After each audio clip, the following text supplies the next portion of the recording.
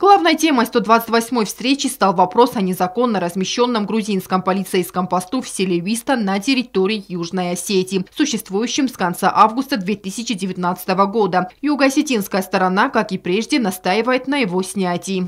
В этот раз мы привели пример, что инициатор выставления этого поста, на тот момент бывший министр внутренних дел Грузии и впоследствии ставший премьер-министром Грузии Георгий Гахария, который инициировал этот пост, в настоящее время грузинской прокуратурой заочно был арестован. В числе обвинений, которые предъявляют господину Гахария, грузинские правоохранительные органы, звучит и попытка дестабилизации обстановки в районе населенного пункта Виста путем выставления полицейского поста. Нами было озвучено, что раз уж грузинское руководство признает ошибочность выставления этого поста, то единственно правильным и логичным решением было бы выведение этого поста с территории Республики Южная Осетия.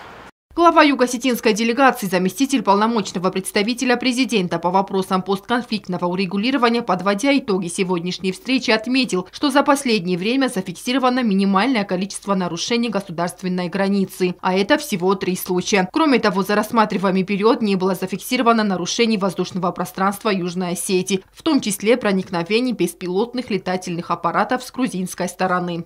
Надеюсь, что вот этот вот положительный момент, связанный с ситуацией, которая продолжает оставаться стабильной, спокойной, этот период будет продолжен. По словам Кочева, нарушений со стороны грузинских полицейских также не было зафиксировано. Не было нарушений провокационных со стороны грузинских граждан.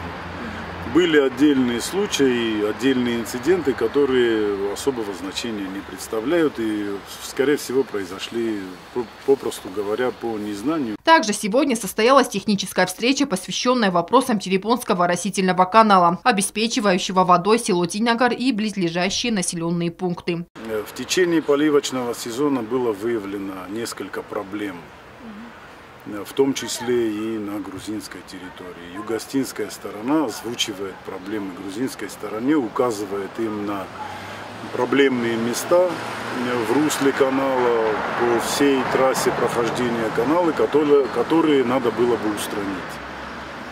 Точно так же мы пообщались и по возможностям Республики Южная Осетия в плане подачи оросительной воды в Терепонский канал.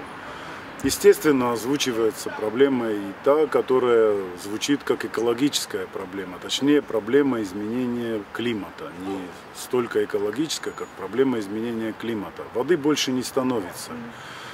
И нами было предложено грузинской стороне еще раз проверить все возможные варианты подачи этой воды, в том числе, естественно, юго-осетинскую сторону интересует больше подача воды в Динагар. Следующая встреча в формате МПРИ запланирована на декабрь и станет заключительной в текущем году. Анжела Кукоева, Альдина Чихоева, Зарей Марсоева. Информационный выпуск сегодня.